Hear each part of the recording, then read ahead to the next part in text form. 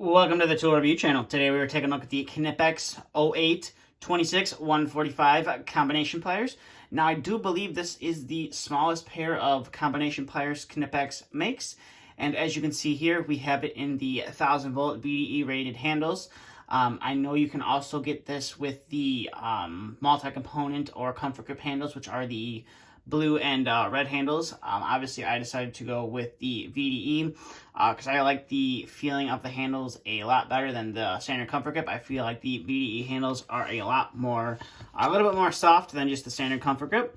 So to start off the video here, you can see you have your model number stamped right here on the this side of the handle, and then you have all the testing that this tool has gone through. Now I do believe Knipex tests their tools up to 10,000 volts, but they are obviously rated for 1,000 volts.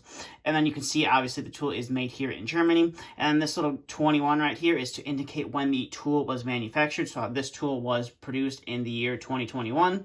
Now coming up to the tool, now the only way you can get this little pair of combination pliers with the VDE handles is in the chrome plated version. So as you can see, you have the Knipex logo right there. You can kind of see the rivet right there, and then you can see you have a pretty nice set of cutting jaws or cutting teeth right there as well. And then you have a little circular cutout with teeth. So that is for if you need to grip onto a screw or a fastener to kind of hold it in place and or to get a better grip on it. As you can see, those teeth will kind of lock onto that screw, giving you a little bit more ability to screw something onto the side, and or if you're trying to extract it, kind of get onto that and see if you can turn it yourself. And then coming up to here, you can see you have some teeth, and then you have a little notch right here, which I believe is for making loops with wire. So that's pretty much it for this side. And then on the inside of the handles, you can see you have some warnings. Obviously, you have the Made in Germany stamped right there, the 1000-volt rating, and some more other ratings right there as well. And that's pretty much it on the inside of the handle. And then we'll come over to this side where you have the standard barcode right there. And then you have Made in Germany laser etched onto the tool and or it's stamped into the metal. And then you have the model code of the tool as well. And then this is the back side of the pliers. You can see you have a nice little circular cutout. So if you were cutting through some thicker gauge wire, that wouldn't be a problem unless it was like a square cutout. And then you can see you got the teeth, and you can see the other side of the plier right there. And then you can see it has a fairly small profile when it comes down to the points of the pliers, which is nice. And like typical Knipex pliers, they come pretty much broken in as it is. As you can see, no problem whatsoever. They do stick a little bit, but for the most part, they are broken in, and over time, with use, you're going to loosen these up a lot more. So now that we are done with the detail on the tool, and as you can see, one last thing we did forget to mention is the yellow and red handles, typical VDE colors. Then you have the 1000 volt and some more ratings listed on the plier right there. And then you have the Knipex name, which looks fairly nice with the yellow background, I do have to say. So now we're going to zoom out here and we're going to cut through some wire, see what these guys can and can't cut through.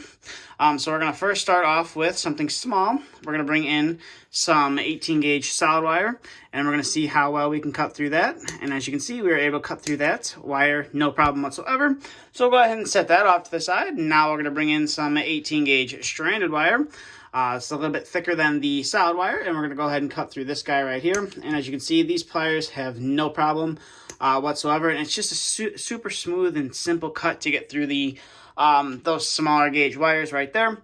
So now we are going to bring in our next wire, which is going to be some 14 gauge solid wire, and we're going to go ahead and cut through this guy and see if it can do that. And we'll go ahead and cut through that right there, and as you can see, cuts through it no problem whatsoever. And again, you barely have to use any effort to get through that wire. So we'll go ahead and set that off to the side, and we'll bring in some 14 gauge stranded wire. And we'll go ahead and cut through this as well. And again, it just like all the other wire we've cut so far, it is able to cut through that no problem whatsoever. And you don't really have to struggle to get through it at all. So we'll go ahead and set that off to the side. And now we will bring in some 12 gauge solid wire and go ahead and cut through this. And as you can see, got to use a little bit more effort, a little bit more strength in the hand to get through it. But as you can see, cuts through the wire, no problem whatsoever. So go ahead and set that guy off to the side, and we'll bring in some 12 gauge stranded wire right here as well. And we'll go ahead and cut through this. As you can see, has no problem whatsoever getting through that 12 gauge stranded wire, no problem. So I'll go ahead and set that off to the side, and we'll bring in our second to last wire right here, which is some 10 gauge solid wire, which I'm assuming we should be able to get through. It might be a little bit challenging because of the thickness of the wire, but we'll go ahead and cut through that and see how far we can get. So we'll go ahead and cut through that. Definitely have to use a lot more force than some of the other pliers, but the pliers do not struggle to cut through that 10 gauge stranded wire, or excuse me, 10 gauge solid wire. No problem whatsoever. So we'll go ahead and set that off to the side, and we'll bring in our last wire, which is some 10 gauge stranded wire right here, and we'll go ahead and cut through that. And again, as you can see, it has no problem whatsoever getting through that 10 gauge stranded wire. So we'll go ahead and set that off to the side, and we'll kind of clear this stuff out of the background. And now we are going to see how well you can strip a couple pieces of wire with these pliers. Because one thing to note about chrome-plated tools, they actually sharpen the cutting knives on the tool before they chrome plate it for obvious reasons. So the chrome doesn't, or you're not exposing the metal. Because the whole point of the chrome plating on the tool is to protect it from like a severe, harsh environment where it's exposed to maybe salt water or a very corrosive environment. It's supposed to better protect the tool and make it last longer. So that is why they chrome plate the tool before, or they sharpen the cutting knives on the tool before they chrome plate it. So that chrome plating can, in some instances, kind of dull the knives a little bit, but it's not really that much something you would notice. So we're going to go ahead and strip some 10 gauge stranded wire right here. I'm going to just go ahead and go around like that and pierce that insulation. Then we're going to use those sharp teeth on there to pull off that insulation right there. And as you can see right there, we had no problem whatsoever getting that insulation off that 10 gauge stranded wire, and then again, no problem cutting it whatsoever as well. So we'll go ahead and set that off to the side, and we're going to bring in our 14 gauge solid wire, and we're going to go ahead and cut some of that insulation off right there.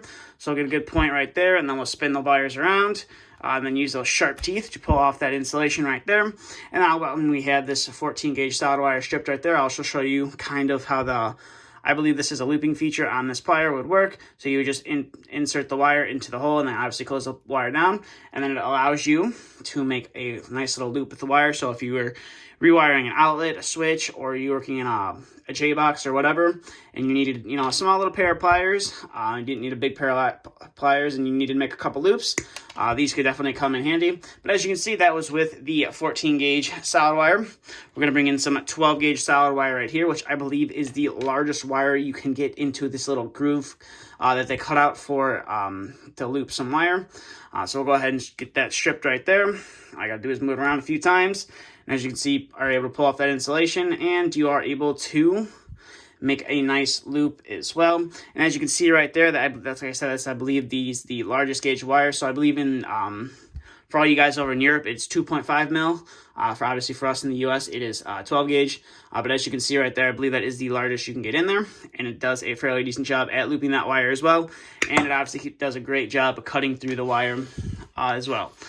So overall, these are definitely a nice little pair of combination pliers from Knipex. Now, originally, this wasn't really something I was looking forward to buying, or wasn't really looking into buying. But then I saw a couple videos on YouTube that were showcasing these pliers, and kind of thought to myself, those look actually pretty interesting. And they look like they can, do a lot more than what I was originally thinking they could do. So I decided to pick up a pair for myself, and as you can see through the video, they do quite an excellent job at all the stuff that I had to throw at it. So overall, I would definitely recommend these to anyone looking for a small, compact pair of combination pliers to add to their tool, either their tool collection and or their tool layout. But with that being said, that's kind of about it for everything I have for this video. So if you have any questions, comments, concerns, please feel free to leave them down in the comment section below. And if you want to see more content like this, please consider hitting that subscribe button. But that's all I have for today's video. So thank you for watching, and stay tuned for the next video to be uploaded.